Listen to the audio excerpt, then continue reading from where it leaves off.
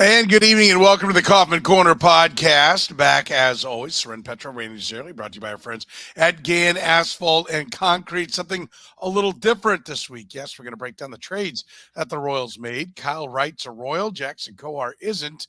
I don't think anyone's going to be too sad about that one. We'll get Randy's thoughts there. Nick Anderson coming to the Royals as well in exchange for cash. We'll talk about those deals. Royals picking up a couple of new arms, if not healthy arms.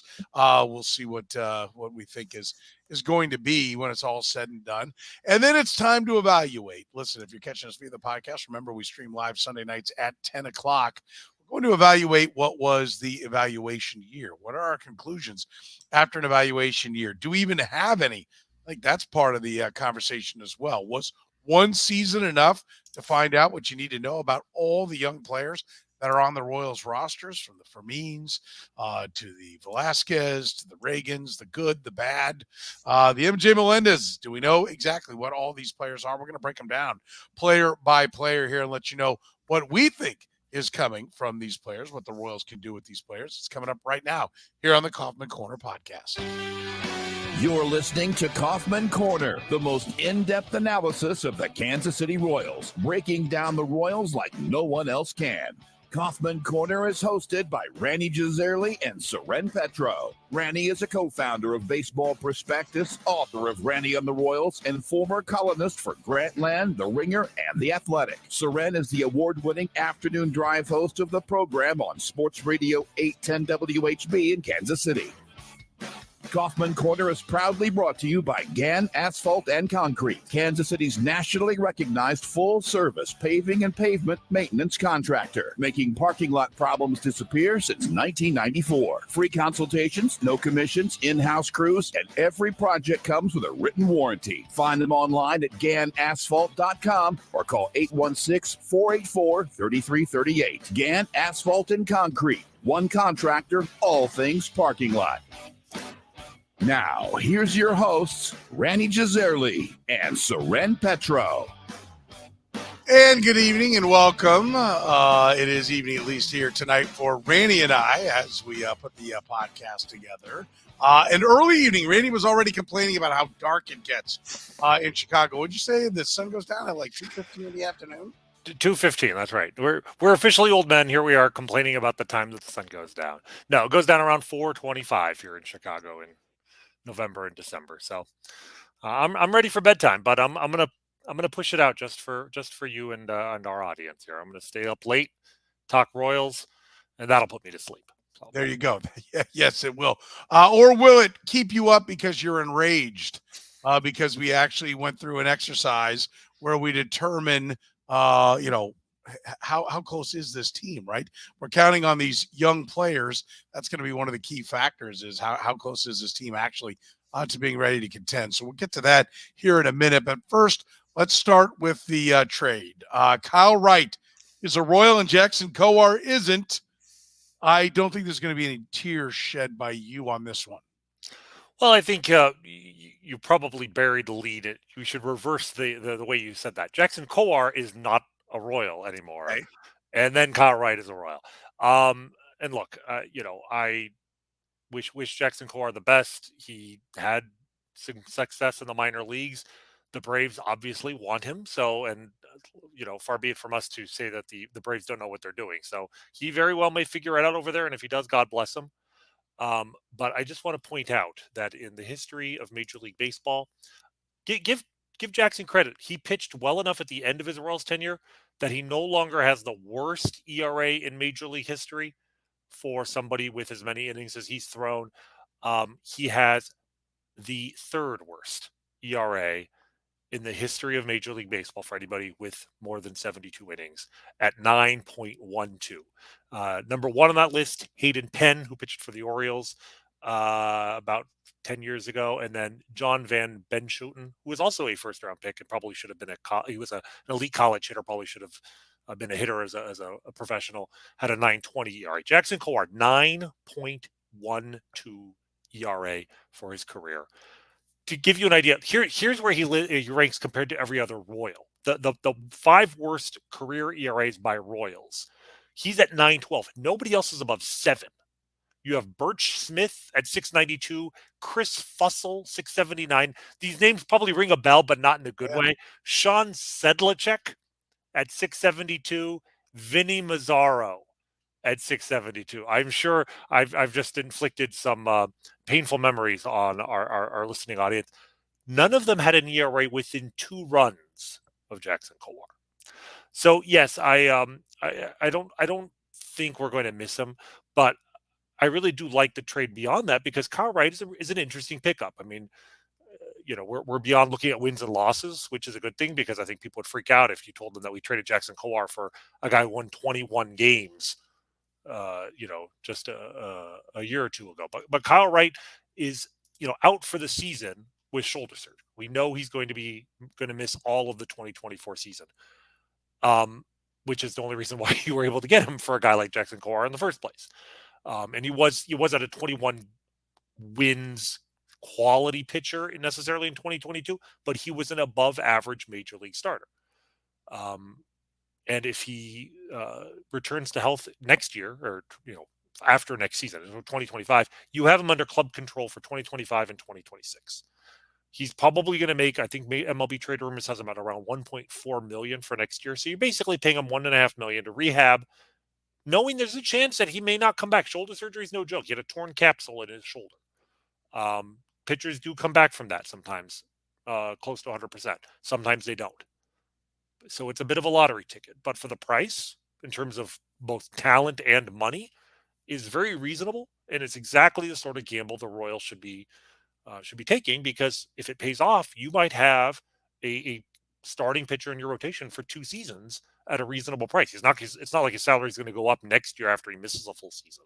So you've got him under cheap contract for 2025 as well, and probably for 2026. So I like the move. He's also going to not take up a 40-man spot for most of the season. As soon as spring training gets underway, they open up the 60-day injured list.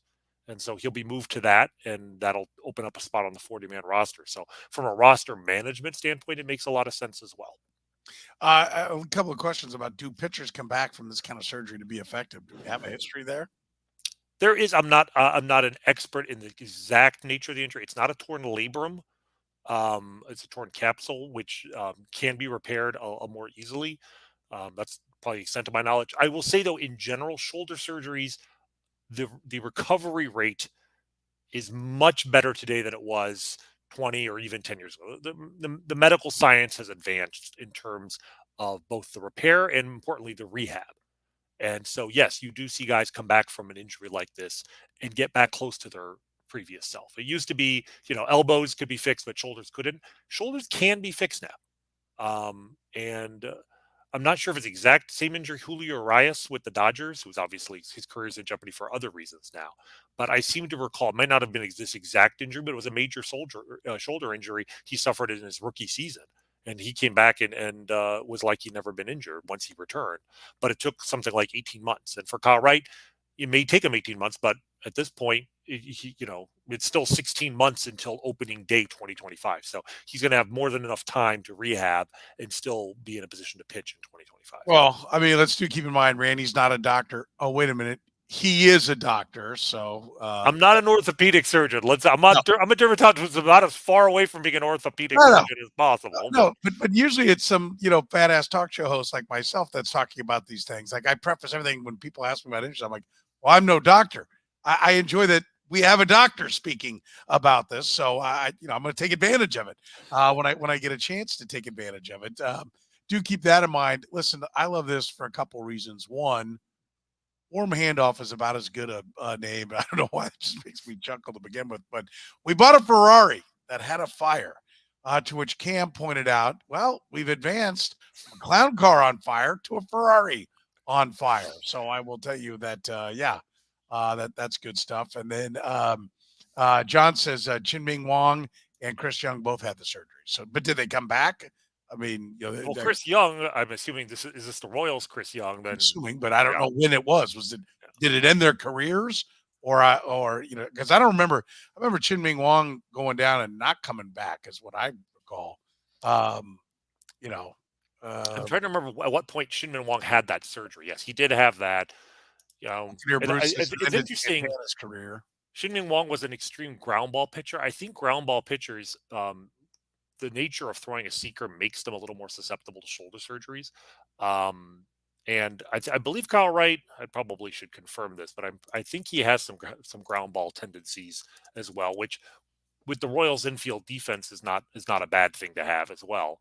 Um, but the point is, yes, you can come back from it. You can also not come back from it. It's a gamble. We know that, but the price just seems so reasonable to me that you and I have talked about the Royals need to be transactional. They need to make more transactions, take more risks, knowing sometimes it's going to blow up in your face. But the downside here is pretty minimal, whereas the Yeah. upside is, a major league starter for 2 seasons. Couldn't agree more. If you get anything from him, that's more than this organization was ever going to get from Jackson Kowar. By the way, I did like this from Andy. Can Wong still pitch? Might as well sign him. Well said. He went 6-0 for the 2016 Royals. So hey, he's had more success than most of the guys who've pitched for the team since then. Yeah. By the way, you can be a part of the conversation if you're part of the stream. Like I said, if you're catching us via the podcast a little bit later on, of course, we're always brought to you by Gann Asphalt and Concrete, proudly serving the greater Kansas City area, nationally recognized full-service paving and pavement maintenance contractor. Parking lot problems, they've been solving them since 1994. Don't risk accidents and liabilities in your parking lot. Get your parking lot restriped today. Brightly striped lot cuts down on accidents, keeps your parking lot as safe as possible. Go to GannAsphalt.com. And get all the answers you need. Nick Anderson for cash, just a reliever that there's some familiarity with Matt Quatrero. And yeah, I listen, I don't know what's not they said they wanted to get weapons for him in the bullpen. I think they got one. Absolutely. No, I like this move too. It's similar to the other move in that you're trading for a pitcher with some arm concerns, but who has a track record of success, is under club control for more than one season, and the price is extremely reasonable. They didn't give up a player for Nick Anderson. I think they designated Austin Cox for assignment, but then they re-signed him to a minor league deal the other day, so they haven't lost any talent. MLB Trade Rumors projects his arbitration salary at $1.6 million. And Nick Anderson is one of those pitchers. He's what my friend Joe Sheehan likes to call the pitchers who are they're either good or they're hurt. They're never bad. If you look at Nick Anderson, he's only thrown 122 innings in his career, but he has been incredibly effective from the moment he started in the major leagues. He started his career. He's a 2.93 career ERA, 2.72 career FIP. So it's not an illusion. Like, he has tremendous strikeout to walk ratios, 12.7 strikeouts per 9 innings, 2.3 walks per 9 innings. He throws 2 pitches. He throws a fastball that rises. He throws he throws a curveball with very weird a very weird spin axis. In fact, there's an article on Fangraphs. I believe the title of the article is Nick Anderson's the case of Nick Anderson's strange spin, to the point where some guys call his curveball a slider, others call it the curveball. But the thing is, the contrast between those 2 pitches is so striking that he just gets absurdly weak swings, and his swing and miss stuff is incredible. He kind of reminds me, not exactly the same kind of pitcher, but very similar to James Karinchak. If you remember him with the Indians, he's still, he kind of came up very unheralded, coming through the minors, kind of like Nick Anderson, but got to the majors and just with 2 pitches would blow people away. The strikeout rate is so high that everything else falls into place. Like, he can't be ineffective. And he's coming off some injury concerns. He might only give you 30 or 40 innings, but I'll take 30 or 40 really good innings, especially if he can just stay healthy for 3 or 4 months. He's a trade chip at the deadline, that could bring back more than, the Royals ever gave up to get him in the first place. He has a weapon, and he has a distinct look, which is what do the Rays like to do? They like to have different types of guys, different looks, so you never are able to dig in and get comfy because they all look the same. They don't. This guy will look different than anybody else they put out there. I'm with you. I think there's very little risk, and I think if you're to reverse engineer it, then we'll get to our breakdowns of the young players. I always ask myself, well, why would the other team do it, right? Well, the other team is the Braves. They're loaded with talent, and we're coming up on Rule 5 drafts. We're coming up, on arbitrations. They can't keep all their players. Like, they've been too good, and this is how the system of baseball tends to try to balance out the talent. And why take on a Kowar? Really, because it's a guy that they can send down. They're going to hope they probably had a pretty good grade on him coming out. And they looked at him and went, well, this organization's completely screwed him up. Let's see if we can fix him, get in his head. I think he's been a head case going back to when he was, I'll never, ever forget Mike Matheny and Cal Eldred.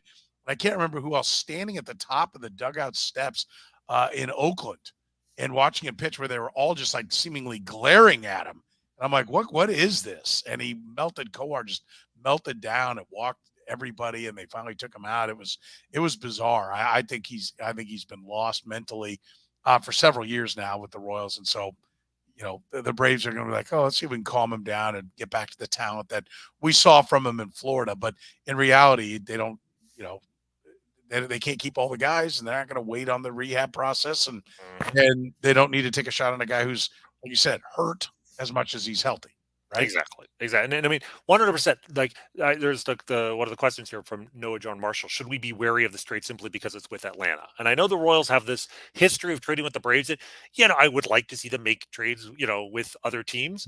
Certainly since JJ's taken over, it does seem like something like a quarter of the trades he's made. I mean, there was the Nicky Lopez trade that he made with the Braves before. And it's weird because they have this history of coming from the Braves, but like, JJ has been with the Royals for 17 years now. Like, I don't think the Braves connection, it would be very strange to me if there was any reason for that, from a relationship standpoint. To me, you're making these trades with the Braves because the Braves have more talent than they can keep. Right? You said they've got their 40-man, they're 40-man roster. They have as deep a 40-man roster as any team in the game. There's already talk that they're making the move to open up roster spots so they can either make trades for like star players or sign free agents. So you're taking advantage of basically a team with more talent they can handle, and you're begging for their table scraps. And I'm a huge proponent of this strategy because it's worked very well for the Royals in the past. Scott Barlow. The Royals got Scott Barlow. He was literally a 6-year minor league free agent from the Dodgers 6 years ago, and the Dodgers had just so much time they couldn't keep. He was a promising starting pitcher in AAA. They just didn't have the spot for him on their 40-man. Let him go. The Royals picked him up, put him in the bullpen, and boom. There's a lot of value in just looking at the best teams out there and saying they have the luxury of not needing to gamble on these players. The Royals don't. So we'll take the gamble. If one of these two guys works out, then the price they paid was more than worth it. Yeah. All right, let's start with our young players here. You want to start behind the dish? That's where I started. Yep. Because the whole the idea of this is something I definitely wanted to do because it was an evaluation year. We first of all both agreed that it wasn't an evaluation year until it went to hell in a handbasket, and then it became an evaluation year, and they continued to talk about that throughout. So let's hold them to it. What will their conclusions be? And part of the reason why I wanted to do it is, and tell me if you saw this, there's absolutely no way that we now know what all these guys are. We know what Michael Garcia is. We know what Nick Prado is. We've got it all figured out. Now we've had a chance to look at them, coach them, be around them. We know what they are. That's just not how baseball works. Right. But we do know more. Right. And so let's have some conclusions. You want to start behind the dish with Felix Fermin? With Freddie Fermin, yes. Or Freddie Fermin, even better. I did write Felix, didn't I? It's important to make that distinction. All good. Yeah, with Freddie Fermin. I think he's a starting catcher. And I don't think he's a starting catcher like Johnny Bench, right? But I think if you're, I think he's not a guy you have to platoon. There's a little bit of pop. If the pitcher's like throwing to him, I think you've got a guy who can be a starting catcher. At the very least, he's certainly a backup, right? A high quality backup catcher. But I think he's the guy that you say, okay, we can put him in there and we'll go find offense elsewhere, but he's not a black hole. This is like the most promising thing, one of the most promising things that happened this year. Yeah, I mean, I'm probably not. I'm hesitant to say starting catcher, but the thing about the catching position is such a continuum because it's not like when you say a backup shortstop, you're talking about a guy who's ideally never going to play. Whereas your backup catcher always is going to play, right? That's the one position where your backup is guaranteed to start 30 or 40 times. And so there's a continuum. Some guys, are Johnny Bench. Some guys are, the Cam Gallaghers of the world, where you love them for 30 games and that's it. And I feel like he's somewhere in the middle where he could be a full-time starter on a pinch, but like a 70 to 80 game starter. You pair him with a similar kind of catcher and you could actually have a really productive, combination back there. But yes, his development was maybe the single biggest surprise of the season. There were some other positive developments like Michael Garcia, but Freddie Fermin came out of nowhere in terms of what he did. And yet, like, you look at his minor league track record, he took him a long time to develop, but he improved a little bit every Yeah. single year. When I looked at the numbers, I was like, why did he come out of nowhere? Like, he shouldn't have come out of nowhere. He should have been more part of the equation. I wonder if he should have been up sooner, right? But MJ Melendez has been the prize child in the organization, and so he was somewhat blocked. But I think the one thing it did do is it shows, and we talked about it a lot, but Salvador Perez can be dealt because you're fine behind the plate. And if you're going to go with Freddie Fermin and MJ Melendez back there, you're okay, which I'll transition to Melendez. The one thing I learned about MJ Melendez is he's not an outfielder because he's no better defensively out there. He's a liability out there. All you did was ruin whatever offensive value he had. I think he's number one, trade, let somebody else try to figure it out, but then you're getting change on the dollars. But when I talked about trading him when he was in the minors, I had this conversation with Jeff Passan 2 years ago. And I'm like, if you're keeping Salvador Perez, which they are, then you have to trade MJ Melendez. We don't need to go round and round about that again. And he's like, no, you can't trade a catcher with that kind of pop. And I'm like, well, you can. You get a lot for him, right? Well, that's already gone. So now here we are. You're not going to get big return for him. I think he's the backup catcher and part of a platoon at DH. I don't, and he may just be part of a platoon at DH. I wonder what would happen if you Mike Sweeney'd him and just let him focus on that. But I think you platoon him against right-hand pitching, and you let him, be the backup catcher, spotting him at times where, his bat's going to do the most damage. But I think the idea of him playing every day should be gone. I don't think there's anything that warrants his name being written into the lineup every day. So a couple of things. One is, I think him being tried back at catcher in combination with Freddie Fermin is predicated on the idea of trading Salvador Perez. And I think the thing we both are in agreement about Freddie Fermin is that he showed enough for us to be comfortable trading Salvador Perez, knowing that Freddie Fermin is really the only starting worthy catcher currently ready to go in the major leagues. I mean, they have prospects, obviously Blake Mitchell, maybe in a couple years, Carter Jensen, maybe in a couple years. But, for fans who are like, well, if they trade Salvador Perez, who's going to catch? I'm comfortable with the answer being Freddie Fermin in the bulk of the innings. And then could MJ Melendez go back there and try him again? You know what? In a season, if 2024 is another evaluation year, is another year not planning to win, I'm okay with trying it. I do wonder though if the Mike Sweeney route, if his best position is the batter's box and just let him focus on hitting, might be your best, maybe your only. So what is he in your mind? Honestly, I think his best bet is if he's going to have a productive major league career, it's going to be by eliminating all the defensive concerns entirely. But my answer to what is he is he's trade bait. I don't think, I mean, he's a much higher end example, a version of Jackson Kowar, where it's clear the Royals, whatever he is, the Royals have not been able to figure out how to get the most out of him. And maybe it's time to let some other organization take that chance. The risk of trading him is obviously much higher, that it's going to burn you, but you're going to get probably quite a bit more for him as well. Yeah. I like I said, I can see him as part of a platoon DH, but he's not the DH. But if he rakes at that spot and you give him a few more at bats and a few more, and he grows into the DH. And as a left-handed hitter, even in platoon, he's going to get 400 plate appearances. But do you agree that he has no position? There's no way his name gets written into the lineup every day with a glove on his hand. I think at this point it's hard to see that. I mean, if you want to try one more time, great, but I don't have any confidence it'll work. Yeah. Well, then what did you conclude? This takes us back to the exercise. For me, I've concluded I've seen enough, right? And this little hot streak he had, he hit 16 home runs. He played every day. He can't field, and he hit 16 home runs. Like the power is not there. And so to me, like, you've ruined him. You messed it up, and now let's move on and start finding the solution. Like otherwise, you're just hoping. Like no one would be. Will you say this guy's going to hit 30 home runs in a season? See, the problem is I can't rule that out. I'll bet you he won't. Will you take the other side? No, probably not. Okay, so they're in. Yeah, that's our conclusion. I mean, we're basically in agreement that the Royals need to move on from him. But I just want to acknowledge there is a risk that it'll burn them, and or that may be a risk they need to take, or at least move forward with him as what he is. Like I don't think you have to. He doesn't have to be gone right away unless he's a disaster in the clubhouse. But just start treating him. Quit thinking he's a star and treat him like what his numbers say. A platoon guy and a backup that should never have a glove on.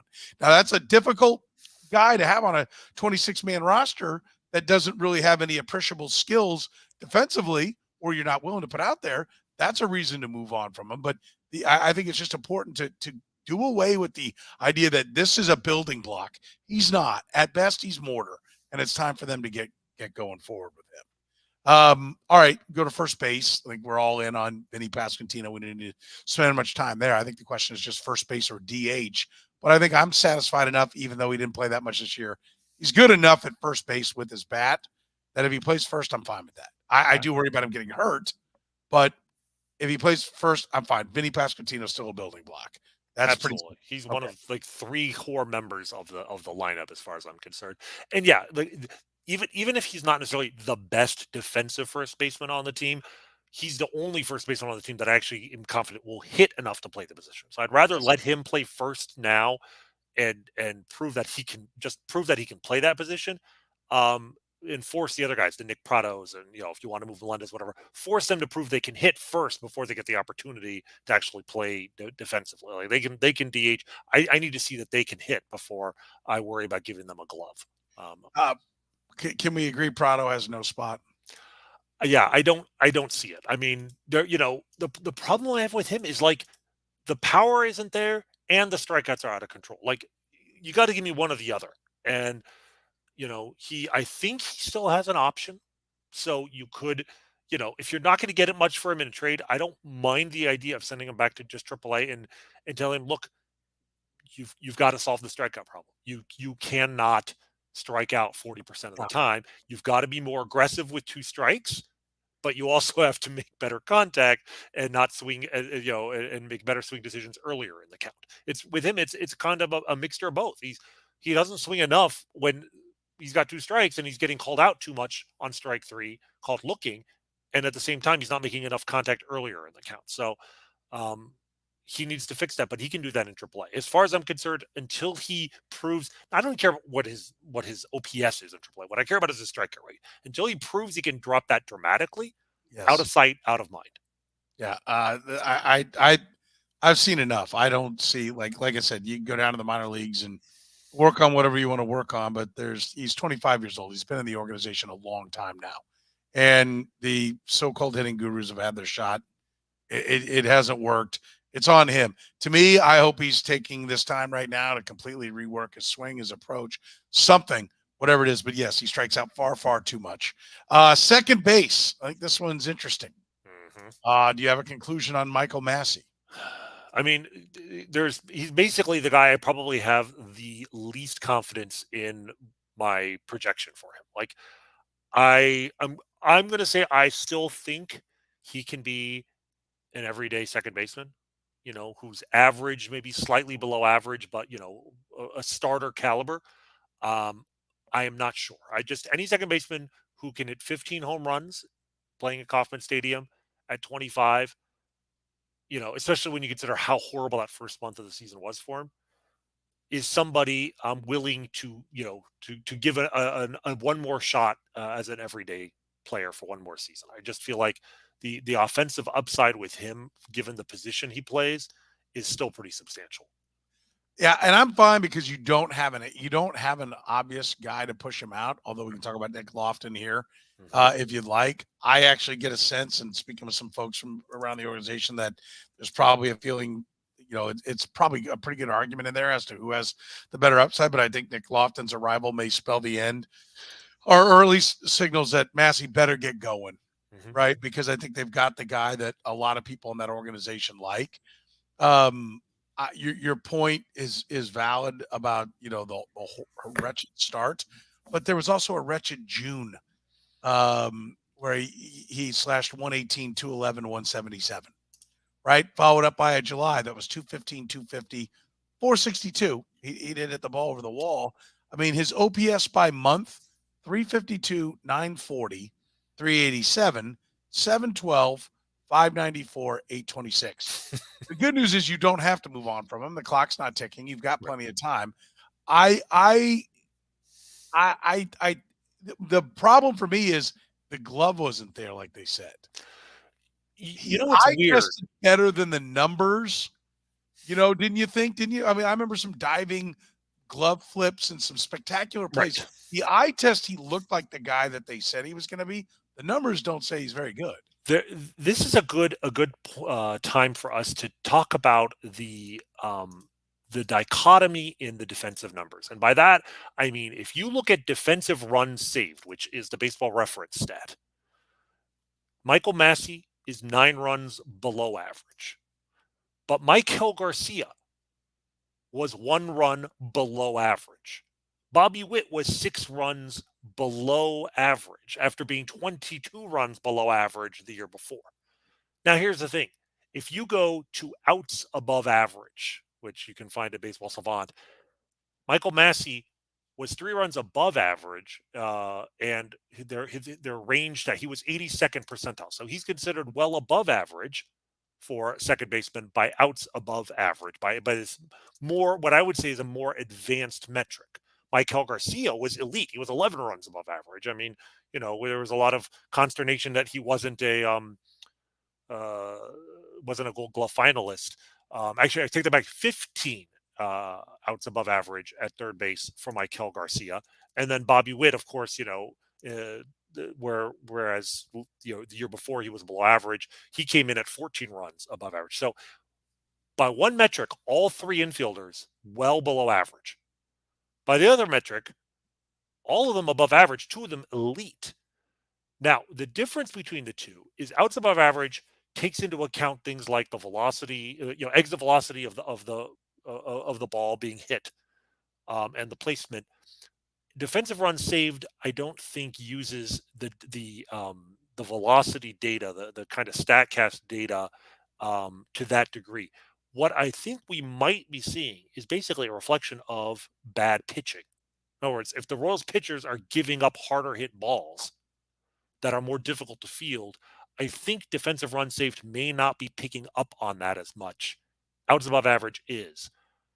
Now, even the best defensive metrics can bounce around from year to year. You need more data. So it's a little early to say. But I'm wondering to what extent my own impressions of Bobby Witt's rookie year were colored by data which was unfairly biased against him. Not anyone's, personal bias, but just the bias of the numbers, because the Royals, it was basically the reflection of how bad the Royals pitching was. So Michael Massey might actually be a decent defender in addition to having, good pop. And that's another reason why I'm inclined to give him one more season to prove he can do it. Yeah. The eye test says that he might be good. I don't know if it's going to be there just because the bat just would go so cold for so long that I'm actually I'm a little bit negative when it comes to what I think the outcome will be, but you don't have to make your decision now. But I don't know how there's any way the Royals could decide what this is. For them, the good news is somebody's got to play second and somebody's got to play third. So they've got a place for both those guys. And my conclusion on Garcia is that he is, in my opinion, either a defense first shortstop, a defense first second baseman, or a utility player. Because I'm not convinced on the bat with him either. And my conclusion is they should trade him. The problem is they can't because they don't know what Massey is. If they knew they had it in Massey, it'd be easier to trade him. Now with Lofton, I'll add him in again. Have you got an idea? Like, what is the future? There's seemingly 2 spots for those 3 players. And then if you want all 3, one of them's a utility player. How's it fit with them? So What do you think it's going to be a few years from now? So, to me, the one guy I have the most confidence in of those three is Maikel Garcia. And he's probably the player, since the season ended and I've had a chance to really kind of look into the numbers a little bit more, he's the player I think my impression of has gone up the most of anybody in the organization. I mean, the season ended and I was optimistic about his future because he was the youngest guy aside from Bobby Witt in the lineup. And, he had a good, promising rookie season, but it wasn't great. But when you dial down into what he actually did, I mean, so the obvious things. He's a good base runner. His sprint speed is 73rd percentile. His base running was above average, not great, but good. We talked about his defense, which if you buy the advanced metrics, is exceptional at third base. Now let's look at the offense. His average exit velocity was 87th percentile. His hard hit percentage, 93rd. His sweet spot percentage, 76. These are all well above average at how hard he's hitting the ball, how often he's making good contact. His chase rate was 89th%. So he was swinging, especially for a Royals player, he had a very good plate discipline. His whiff percentage was 82nd. So he had a lower than average strikeout rate. So he's not swinging and missing a lot. And when he hits the ball, he hits it really hard. So why were his numbers so pedestrian? Because one thing, his barrel percentage was 10th percentile. What's the difference between barrel percentage and hard hit percentage? A barrel refers to a type of, it's a complicated formula, but essentially it's when the batter hits the ball hard and hits it in the air where it's less likely to be caught. And the single problem with Maikel Garcia is his launch angle. The average angle he hits the ball at when it comes off the bat is 6 degrees, which is much lower than I think the average is around 12 or so. He doesn't hit the ball in the air enough. But everything else he's doing is already at the caliber of a well above average everyday player. And this is one of the things where they need to get him to start a little more of an uppercut. They need to elevate that swing a little bit more. There's always a chance that this is an Eric Hosmer situation, but I think the sport has advanced even from when Eric Hosmer was a young Royal 10 years ago in terms of the high-speed video and in terms of, frankly, the culture of acceptance of realizing that you've got to make these adjustments. I think that there is a 15 home run player inside of Maikel Garcia. If you take his talent right now, give him 15 home run power, and I think you're talking about an above average every day. And even at third base, he'll be an above average hitter and an elite defender. So I'm actually really optimistic about Maikel Garcia at this point. Okay. So where does he fit? Starting second base? I like him at third. I like him at where he is right now. He's proven he can play it. Third base is a really important position. If we believe in Bobby Witt now to be your everyday shortstop, I think that combination on the left side is great. And then to me, Michael Massey and Nick Lofton are fighting it out for second base. Yeah. And if you're going to go play defense first, you're going to pitch it and catch it, like what they always claim they want to do, then I think that's a sound strategy. Mm-hmm. But lean all the way into it then. You got to be good everywhere then. Then you got to play defense everywhere, right? I'm fine with that approach if that's what they want to do. But you can't have MJ Melendez in his frying pan roaming around the outfield. Right? Like if that's what you want to do, let's do it. I'm with you. I'm fine with that. Bobby Witt Jr. is a star. I mean, that's pretty easy to solve that problem. And he allows you to play defense because he hits so well for a shortstop that if you want to play defense at third, you're okay. Right. Getting third base production and short. So if you get short production. Right. That's the way I'm looking. Remember, originally I wanted Bobby Witt at third. And I mean, literally a year ago, I wanted Bobby Witt at third and Maikel Garcia at short. So it's the same two players. They've switched sides. One of them provides a lot more offense than the other one, but the other one still has that upside. Like to me, worst case, Maikel Garcia will be a glove first third baseman. And you know what? He's 23 all of this year. He'll be 24 next year. He might not start hitting until really hitting until he's 25, 26. That's fine. If he can play defense like he did last year and hit like he did last year, he's still an above average or at least an average everyday guy. He is not a problem in this lineup. To me, he's along with Witt and Pasquantino. He's that's the core of three players that I feel the utmost confidence in. Everyone else has got a question of some sort. The outfield. Olivares, Isbell, Waters, Velasquez, Blanco. How you want to tackle this? That's a because I've got in no particular order, I've got bench, trade, and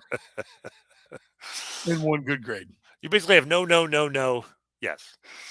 I mean, for me, I'm buying the power of Velasquez. He hit for power with the Cubs. He hit for power with the Royals. I think it's probably a little bit high. I am terrified of a 30-odd% strikeout rate. That does scare me, but it's coming with power, right? It's not Prado, who doesn't hit for power and can't hit the ball. So it's much more tolerable. And he's got just a handful of at bats at the big leagues. I mean, he doesn't even have a full season. He's got 20 plus home runs. I mean, I'll take it. You know, Absolutely. No, and he's only 24. He was 25 all of next season. Obviously he's cheap. The defense isn't terrible. I mean, it's not MJ Melendez. Like, you think about all the things, the question marks we have with MJ. He doesn't have them. And yeah, he didn't have the prospect pedigree, but I think they're basically the same age. And Velasquez is hit for more power than Melendez. He strikes out less than Prado, and he's a better defender in either corner than Melendez. I'm 100% on board with letting him get 600 plate appearances next year. He's really the one guy I think that if I had to say him and Drew Waters, I would like to get. I don't know what Drew Waters is. He's another guy kind of that match he's on, partly because he didn't play a full season. Right? I mean, he only has like 400 plate appearances in the major leagues too. But both of those guys are young enough. They've shown me enough in different ways. Waters, I think the combination of defense, speed, contact, a little bit of power. Like Waters has got a more well-rounded profile. Both of those guys I would like to see playing every day with the complete understanding one of those two is probably going to be not going to work out. My hope is if you get one proven everyday guy out of those two by the end of next season, that's a decent outcome. So you're wanting, if we take JJ Piccolo's word, he wants to get a proven bat. Where's it going to play? Are you going to play Waters in center field? I think. I mean, I still think Kyle Isbell. The defense is so good that I see him as a purely platoon. Not every day against right-handers, but like only against right-handers. Maybe he gets 250, 300 plate appearances to see if he can develop that bat a little bit. But I like Kyle Isbell, and he's the best defensive outfielder they have. So I could see Waters moving around between center and right. I'd probably at this point put Velasquez in left field every day. And that does open up a possibility of signing a right fielder. Like that seems to be the position. If the Royals are going to go out and get a bat to play every day for them, right field seems like the most likely position on the diamond. That's why you and I were talking about Jason Hayward last week, or Teoscar Hernandez presumably could play out there as well, because they do have at least good options. It seems like at every other position, but they definitely need a corner outfielder. Are you sold on Waters' defense? I think he's good enough to be a good corner outfielder. I don't know about center, and that's kind of why I want to hit well enough to play the corners. I don't know. That's what I'm saying. Like Massey, he not yet, but I think he's shown me enough that I think at his age, he's only going to be 25 next year. I absolutely think he could develop that, and I wouldn't give up on him yet. So if they took the field today, your outfield would be what? It would be Velasquez, Waters. Where? Where? Velasquez in left. Okay. I would have probably Waters starting in center and then perhaps a free agent in right field, with Kyle Isbell being your fourth outfielder. Okay. And then Dairon Blanco, I think he is what he is. He's a fifth outfielder. He kind of reminds me in the way his career path of like Apollo Orlando, who came up at like 29, 30 years old as well, but different kind of player. I mean, he's all speed. This year, as a rookie, 30 years old, he stole 24 bases in 69 games, and most of those games he was coming off the bench. Like, I mean, he has like 60 steal potential. He played every day. He just doesn't have the bat for it. Have you checked out his platoon splits, though? I have not. I mean, it's his 138 plate appearances. I'd be nervous about putting too much. Yes, but I'm guessing they're pretty substantial. He hits left-handers. Okay. And so, to me, that's a couple of things. One, I believe you hire Matt Quatraro to play Tampa Bay Rays baseball.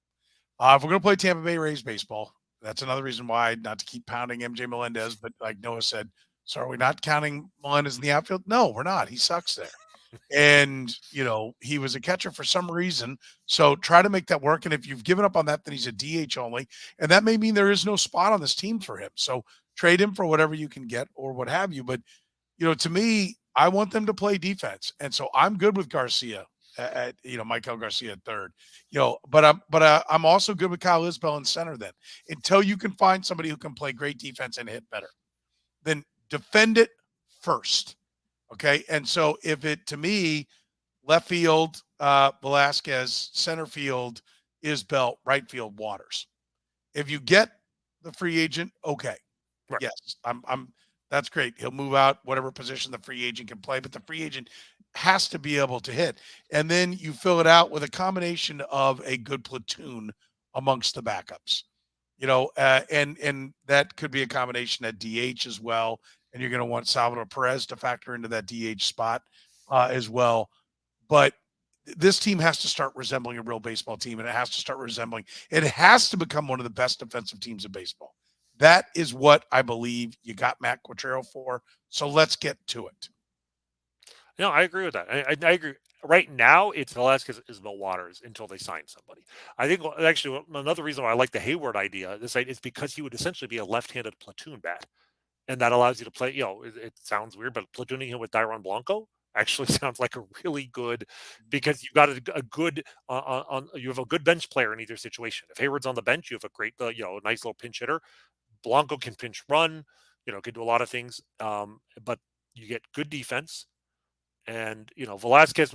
The other option, honestly, is if you were able to do that, you could actually have Velasquez DH a fair amount and have Drew Waters in left field. And now suddenly, you have Waters, Isbell, and then Hayward or Blanco is actually a really good defensive outfield to go along with what might be a really good defensive infield. Yeah, they have to. Edward Olivares has no spot on this team. Do we agree? Basically, no. I mean, if he's on the roster as a pinch hitter, basically it's just a bench bat, I'm fine with that. It's good to have one good pinch hitter on your team, but he should never be picking up a glove. Well, what about him and MJ Melendez platooning at DH? I mean, it beats the heck out of having Nick Prado out there, right? So, I mean, to me, neither of those guys really, I think, needs to go back to AAA to prove anything. Whereas I think Nick Prado can actually benefit from AAA. And yeah, I mean, it's interesting how you and I have put together our rosters, essentially ignoring Salvador Perez under the assumption that he's going to be traded. Like, I think you and I both agree the ideal move for the Royals this offseason, as painful as it may sound to a lot of Royals fans, Salvador Perez needs to move on for his own good and the good of the Royals' future and the good of the roster, and opening up opportunities to players that we need to see, get that opportunity. Yeah. So yeah, a Melendez Olivares platoon at DH. I mean, as a way of giving them an opportunity to prove they can actually contribute at a major league level without hurting the team, on defense. It sounds ideal to me. Yeah, and the other one, obviously, when they turn guys around, you got the pinch hitter ready to step in and make things happen, and then you limp through with their defense wherever it is they play. Yeah, that's I'm ready to go with that. Now the joy of the pitching, right? By the way, I will tell you, we're brought to you by Gann Asphalt and Concrete. Free consultations, no commissions, in-house crews. Every single project comes with a written warranty. Gann Asphalt keeps your parking lot safer, helps you focus on your business, and of course gives a great first and last impression with your business. A smooth, brightly striped parking lot. The best impression you can give. Don't have delays and costly expenses because of liability. Call Gann Asphalt and Concrete today, 816-484-3338. Find them online at GannAsphalt.com. Brady Singer is like a 4-starter. He's an innings eater. I'm just gonna give you my starters real quick. Daniel Lynch is long relief if you can get anything from him. I actually have some optimism that Chris Bubich can be a 5th starter if he can be healthy. He overhauled and it was looking good till he got hurt. And I'm eager to see what the overhaul can be if he can be healthy. And Cole Ragans is a guy that has the ability to be top of the rotation. But I hate to say this, I think he's a ticking time bomb, and I think he's worth more in a deal. I think he's a Porsche. You chop it up and sell the parts. He's a Ferrari who is not on fire. That's right. That's right. And not currently. but Ferraris break down, right? With all that power. And so I hate to say it, but I think Ragans and Singer are trade candidates. I think they can do more for the organization being dealt. I don't think it's going to happen. I don't think either one of them is going to be dealt. I think that's your 1-2 punch coming out. And I think Singer, hopefully my hope is that he can, be Jordan Lyles for less money. I mean, I think and better ERA. I think he can be a little better than Jordan Lyles. Yeah, but yes, he is a number 4 starter until proven otherwise. Which, if he can stay healthy enough to actually give you 160 innings, there's value in that. And for a team that was so desperate for innings that they signed Jordan Lyles in the first place, I might argue that Brady Singer might have more value by just keeping him, because at least he gives you those innings, right? Than trading him for cents on the dollar compared to what you would have gotten from a year ago, and hope that he regain some of the performance that he showed in 2022. So I'm inclined to just stick with Brady. The Royals have precious few answers in the rotation. I'm perfectly fine with sticking with Brady Singer in the rotation, especially if it allows the Royals to gamble a little bit on the free agents that they sign, to fill out that rotation. The guys that we had talked about last time, like Jack Flaherty and Lucas Giolito, who I should point out, Annie Rogers, in one of her recent articles for the Royals.com, she listed 5 pitchers that the Royals might be interested in looking at, and I'm sure that she's putting out these names with at least some input from what she knows about the organization's actual leading. So it's, you and I can have a wish list, but it could be a complete pie in the sky. I don't think she's going to write pie in the sky stuff. And both Jack Flaherty and Lucas Giolito were on the list. Don't underestimate how many people will watch this podcast. There's that too. Let's hope that, but let's hope that some of those people include people who are actually making decisions in the Royal front office, because that did warm my heart to see them on the list. And there is some risk with both of them. So, and the risk is as much quantity of innings as quality of innings. So having a Brady Singer where, World Baseball Classic notwithstanding, you feel reasonably comfortable is going to give you, at least 25 starts. I think he has more value with the organization than in a trade at this moment, even if he is still a number 4 starter in the end. Yeah. He's a guy that slid on draft day for a reason, and the question is, has he solved, where he's going to be a top of the rotation guy? Like every time he's going good, everyone wants to go, he was in it to be the number 1 overall pick. And okay, yeah, he was. And then he didn't go there. And there's a reason why. But I'm with you. I agree. If he just eats innings for you and you don't have to go get somebody to do it, I'm fine with that. So I just think, though, if you want to maximize your value on him, he has more value in a trade than he'll ever give to the Royals, because I think what he is Jordan Lyles. My hope, if he's Jordan Lyles role, he's better. Right. I understand. Sure. But if he ultimately is an innings eater, I think the value he's going to get in trade is somewhat limited anyway. I think he's under control for 3 years. So my feeling is, go into the season with him. If he actually can get back to that 2022 form, and to me, I look at him and I really wonder how much the World Baseball Classic and not pitching for basically the entire month of March just completely threw off his season. So there's still a part of me that hopes that if he just goes back to having a normal spring training next year, he will come out of the gate in a good spot, and then you have a great trade candidate at midseason. Right. You use the word hope. Right. So let me ask you this: like that's the thing here. Like, what is he though? What would you say if you're in the meeting? Like, guys, okay, what are we going to do with this guy? Because the Reds supposedly had interest. The Reds are calling, and we can get this. Is he more than that? Is he more than what the offer is? That, to me, is what the Royals are going to have to balance, because the reason he still has value is because, just like you said, other teams can hope. Other teams can say, well, there's still ceiling here. He was in it to be the number 1 overall pick. He has that kind of upper end talent. He has been productive. He has eaten in innings. He has almost thrown a no-hitter a couple of different times. Like, and they may want to say, that's the guy he is. We can get him to take that next step. They'll give you a lot for him. If you think he could take that next step, then you stay the course, obviously.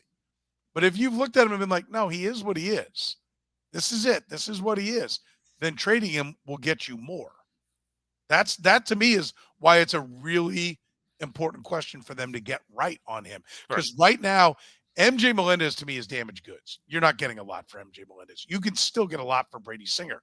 If he's just Jordan Lyles, wrapped up a little bit better, but just a guy that's there to finish off your rotation and eat some innings, which playoff teams need. Listen, we've got this hole. We can't have every fifth day just not even have a shot in the game. Teams will go give you a lot for that at the deadline. If you know that that's what he's going to be, teams will give you more than that for him now because they see that upside as well. Yeah, I think, but I feel like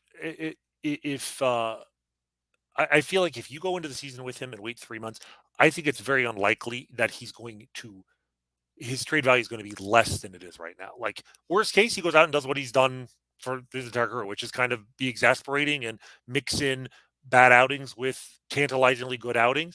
And his trade value at the deadline is not going to be much different than it is now. So to me, I feel like now if you get overwhelmed, if there's some team out there right now who really wants Brady Singer and is willing to pay that kind of price, top 100 prospect level talent, sure. I mean, everybody's got their price, and that's the whole point of being transactional. Is the more you talk transaction, the more you talk trades with other teams, the more likely you are to get a trade offer that, frankly, you think is tilted in your favor, because you never know when a team just has a hankering for one of your players that's more above and beyond what you want. So yeah, keep those lines of communication open. If you get overwhelmed with an offer, sure, trade them.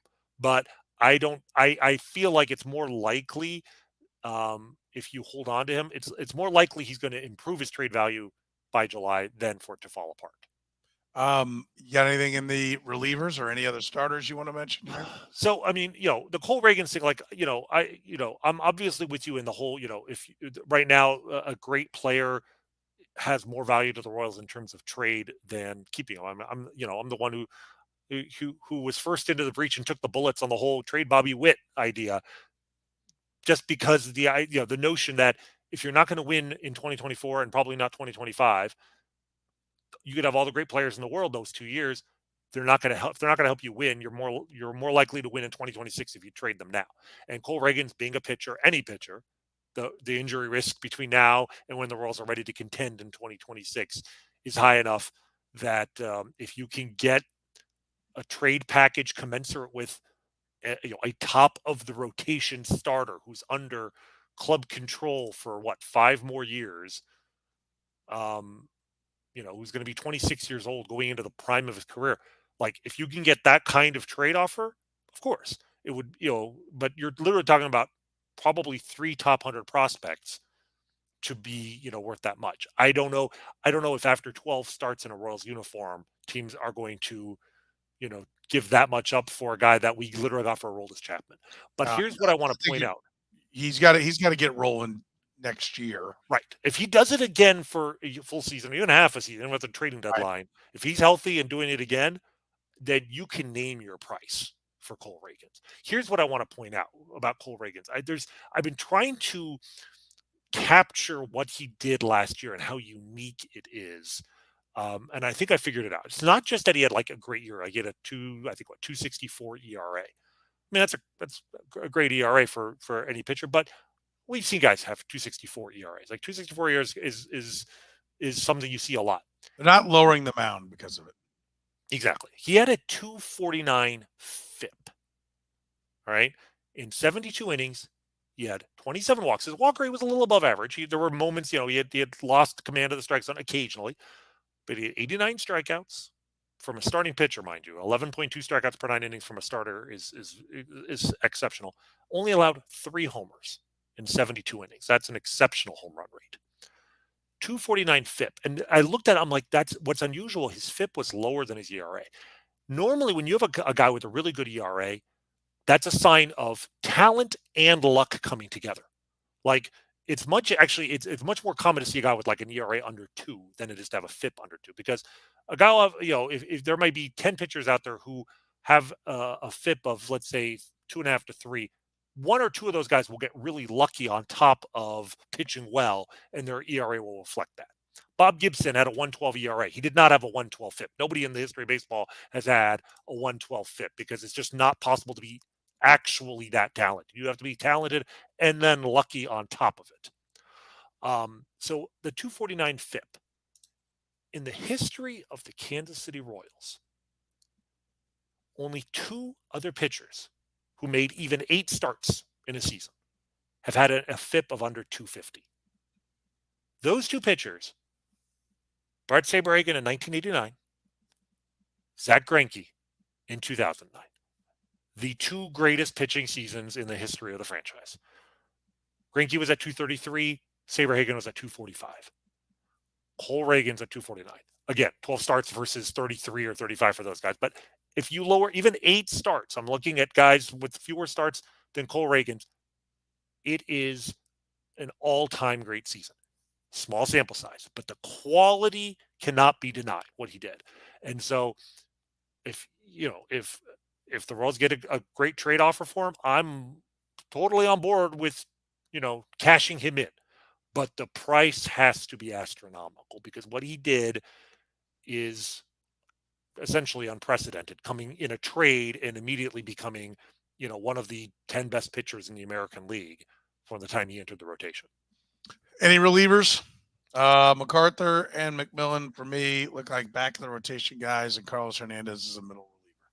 I mean, what I saw from MacArthur and not back of the rotation, excuse me, back of the bullpen. I mean, yeah, good, like end of the game guys. What we saw was exceptional. It was, 23 innings for James MacArthur and literally 13 batters for John McMillan. But yes, those guys look good. Carlos Hernandez, I'd almost put him in the Michael Massey, Drew Waters class. I have no idea with him because for a 2-3 month stretch, he was one of the best relievers in baseball. And then the last 3 months, he might have been the worst reliever. But he was one of the best when he was not put in pressure situations. He completely melted when they moved guys and sent him back to the back. He completely melted. If that's what it is, then you obviously keep him in the middle. I don't think, man. It's hard. I'm hard pressed to think of a pitcher who has the ability to be one of the best pitchers in the game, best relievers in the game, if the pressure's off of him. But the minute the pressure is off of him, the pressure's on him, he just falls apart like that. I think his mechanics were out of whack. I think he was tired, but I think the Royals need to figure it out. And at this point, mid-season, they almost traded him. They were. I know that they were very close in some trade talks to moving him. Well, they probably should have, based on how the season. Well, they absolutely should have in the end. Yeah, exactly. I mean, I'm glad that at least, unlike Dayton Moore, they were actually willing to trade a reliever with years of club control. But to trade him now when no one on earth knows what he is, again, I think you're better off holding him. If you fix him at the trade deadline, he's still going to have tons of trade value. And you know what? Until then, keep him in a long reliever, middle innings role, 6th or 7th inning role. There's no reason to put him in the 8th or 9th inning. So from that perspective, you don't need to find out if it was the pressure or not. Just put him in the middle innings, hope that he gets back to pitching brilliantly, and then flip him. Yeah, I'm with you wholeheartedly. So at the end of the day, this team still has work to be done, for sure. They do. I think the interesting part of this exercise, I feel like it makes me feel comfortable that really the one thing they need to add on the in terms of talent acquisition this offseason on the position player side is a corner outfielder. And I think a left-handed hitting right fielder would actually be complement. Other than that, I'm okay with them running it back with a lot of these guys because there's enough upside here. There are certainly trade candidates in Melendez and Edward Olivares, and maybe even a Michael Massey or a Nick Lofton, if you feel like you can get really good value for one of those guys. But I don't feel like they need a lot. Obviously, they need a ton of talent on the pitching side, but they can focus on that. Yep, there's work to be done for sure. All right, don't forget, we're proudly brought to you by our friends at GAN Asphalt and Concrete. Free consultations, no commissions. In-house crews, every project comes with a written warranty. GAN Asphalt and Concrete. But solving parking lot problems since 1994, Kansas City's best. Make sure you let them know you heard about them here on the Kaufman Corner podcast. Next week, we are scheduled to be joined by one Mark Tien. I know that he is by far the most, or no, I shouldn't say the most. There are many very popular. One of the most popular guys at fan camp or what's it called? Fantasy camp. I know some of the guys that go down there and they love talking to Martin. I got to talk to Martin every week. Loved talking to him. One of the best guys in baseball. We'll catch up with him, see what he's doing, and talk a little bit about what it was like coming up through the age, getting traded, and all that. That's our plan.